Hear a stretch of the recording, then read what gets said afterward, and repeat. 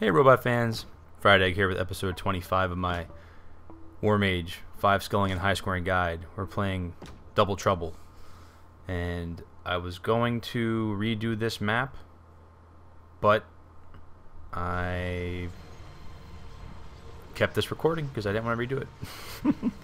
Simple as that. I did not feel like playing this map over again. So here we are, Double Trouble.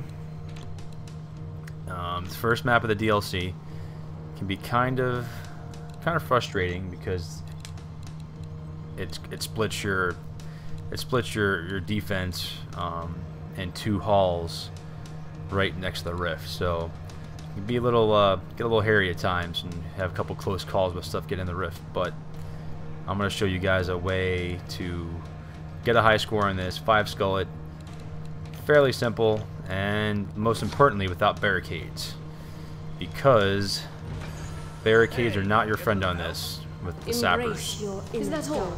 They're kind of a pain to try to deal with if you have barricades. So right there we have a mace and some tars. I think I believe I got Death Augmenter to start getting some cache. But yeah, here we go. First wave, not hard really at all. You're just going to drop the lightning and crossbow spam them as they're coming onto the tar. Should be getting some 3 and 4x combos if you do it right. And as you can see, I'm trying to kind of kite them, like so they walk through the tar a little more than they just straight across. So, I'll have them walk at an angle a little bit. But yeah, that's all. This is all you're gonna do for the first 2 rounds. This right here, and it's easy enough because you're only having port come from one side. So you gotta sell, and you're gonna relocate to the other side here. One thing I try to do is I make one side my quote-unquote strong side, and I usually use this side as the strong side because the archers can start shooting at the orcs sooner. So once you have everything going with your killbox and everything there, the orcs on this side will generally be able to the archers are going to be able to start shooting them before, soften them up a little more. So just the idea is that this side should be a little more self-proficient at killing the orcs if you can't be there. So that's why I try to beef this side up first. Because whenever you have a setup like this where you're defending two pathways that are rift, that's one thing I try to do all the time is have one side be the strong side, quote unquote, or a little more self-sufficient. This way you can put more focus on the other side, basically. And I find that doing that, you can get some more combos, and as well as defend a little better. So as you see right there, I just stopped the kobolds that were running through that side, and then you have to come back and deal with the kobolds on this side. This is one of the toughest rounds, I think. This round and round 4. If you get past this round and round 4, it's money in the bank, this map. So you'll have enough money for enough traps. There you see I'm using the couple of the stage acid pots to try to kill some orcs. Stagger the waves a little bit. That also helps when you can offset the timing of when they're actually approaching through the kill boxes. The only saving grace to this map is you do have the rift right here. Well, it's a double-edged sword. It's so close that they can get to it very quickly. But you can also have a lot of magic. So as you can see right there, I did a couple lightning blasts, and didn't really combo those orcs, but I stopped them dead in their tracks, so they weren't able to overwhelm me at this point and get in the rift. So by this point, we should have a good amount of money, and I'm gonna be, like I said, I'm gonna beef this side up first. I just did a triple tap. Look at those beautiful 3 maces swinging in complete unison. So now that that's there, that side's like money. You're not really worried at all about that side. Still, I'm going to come over here, try to stagger this side a little bit. You know, some people may argue that I'm wasting combos here by killing them over there, but whatever. I want, at this point, a lot of you guys are watching this solely to get 5 skulls, so I'm putting a little more emphasis on the 5 skulls in this run, because I want you guys to be able to beat this and get your 5 skulls. I actually held first place in this map for quite a while when the DLC first came out, but I've since been bumped out of it. And I don't even know if I've ever... I think I actually beat my old score in this run. I can't remember or not. But now that we're at round 5, we have a lot of money. Getting up some more traps. Like I said, we're making this the beefier side with a little more traps than the other. I think I went overkill with the defense on this. Like I did bring spring traps, which I plan on putting in front of the tars, and I think that ends up being almost overkill. So always be mindful with these kobolds, because they run so fast and they can get through your tars, like that little guy. Just be very mindful of them. You don't want them sneaking into the rift. You'll be very, very angry, especially at this point. If you have something getting the rift at this point, you're just gonna want to do a face palm, because this is like, you know, by the time you get here, you don't want to start over again. So, and by the time you get here, you should be able to hold them off. So, just do your best. You know, do like I'm doing right now. Look left and right. Keep an eye on it. I'm still ended up, you know, getting some okay combos on either side. I'm trying to keep the lightning cloud up on both sides at all times. So even if I'm not crossbowing, I'm at least getting some 3s and 4s, maybe some 5s, just from the traps, you know, without me helping. So, I just got another big bump of money, so I'm going to do another triple mace, triple tap. Not quite as good as the other side. I'm looking at that like it's bothering me, but that's okay. And this is our beefy side. No, wait. Yes, that is the beefy side, so I'm looking at that right now, probably to think of what traps I can put. Some arrow walls I still got to put up. I think I ended up putting them up a little late, but that's okay. The push traps are really cool. They just, you know, send the gnolls flying and kind of take them out of the game for a second, so it takes the heat off you. They want to come kick your ass. So just run the gnolls back in through your kill box on either side. You know, let the traps try to take them out. Not much to it. So we got. Yeah, I mean, now that we're at this point, guys, I mean, this is pretty much it. You know, there's no ogres in this map, which is a good thing. You know, you don't have to worry about dispatching any ogres. You will see the new enemies in the DLC, the ogre Cyclops Magi. Excuse me, they will show up, but they're kind of pushovers. You know, they shoot this energy ball at you that will kind of silence you and, you know, take some health away, but it doesn't matter. What I'm doing right here is I'm trying to put those up so they're like, these ones are going to only shoot that way and those ones are only going to shoot the other way. I don't want them shooting both ways, so to speak.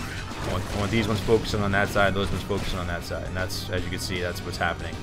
So now that you have your archers up, it's really easy. Because all like little enemies like these kobolds and stuff, they just shoot them down, and they're the sneakiest enemies anyways, and now you don't really have to worry about them. So this is good. And I forget when we get the Cyclops Magi, but they're cool looking. I just wish I wish they were a little more fun. There's not much to them. It'd be cool if you could combo on them real good or something, but they're not quite as hardy as an ogre, and they're, I don't know, they're just kind of big and stupid. This will be good. I'm trying to finish up with this. I want to put, as you can see, I'm putting the grinders opposite of the pushers. You know, the idea behind that is the pusher pushes it and then it goes into the grinder. It's, you know, fairly simple concept, but you know, this is a map where you could do a lot of different things here and have some success. I found this was one of the easier ways to, you know, show you guys how to get a decent score and still 5-skull it.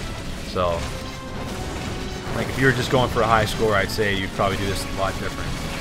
But since I'm not only going for a high score, we've chosen to do it this way. So, I love watching orcs flying from those push traps. Very gratifying. Alright, got another good amount of money, so I'm gonna get some jagged steel for those spike traps and arrow walls, which I still don't have any of. Yeah, that's one of the issues with having, you know, two kill boxes is, I suppose I expected, you know, this. money. You know, you're gonna run into money problems with not being able to afford everything right away. And we're on round 9 of 12, so not too much more to go. Got some hunters coming, but we're our kill boxes are pretty beast right now, so I don't have to worry about nothing. Got a 7 on him. Not terrible. Actually, what's that? It's kind of terrible. I like to get 8s or 9s on my hunters if possible. But like I said, this is not a high score specific run, so it's okay. Just want to beat this and get a decent score. And we get lots of Mune, so we can finish off everything. I didn't spend much time there with the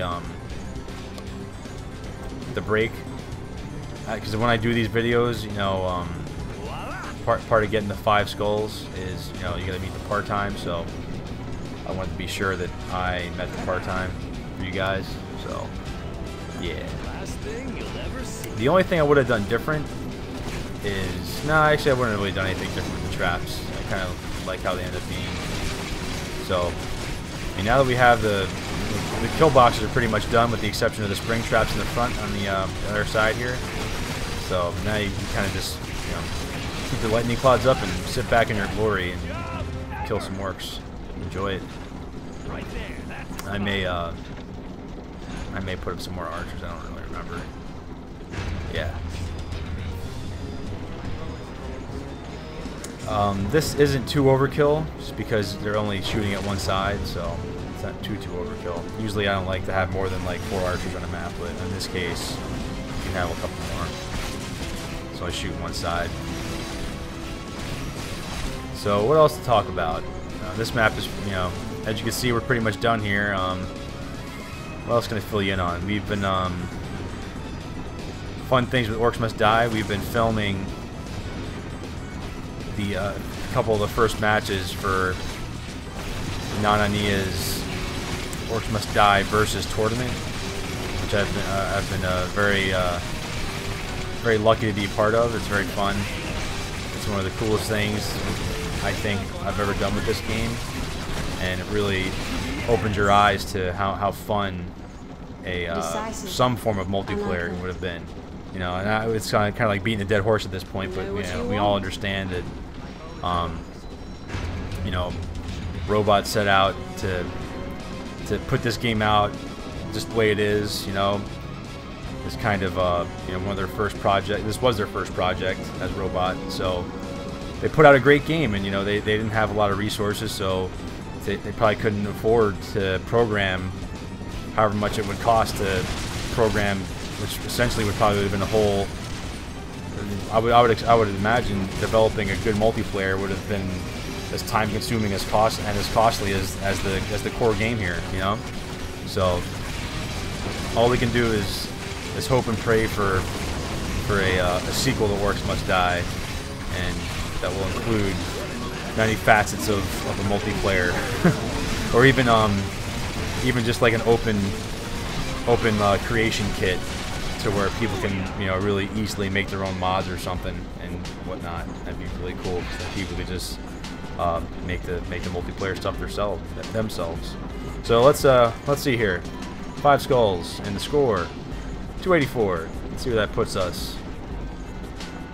Oh, I still did not come close to my old score there. So 284. Let me see. Do I look and see where that's gonna land everybody?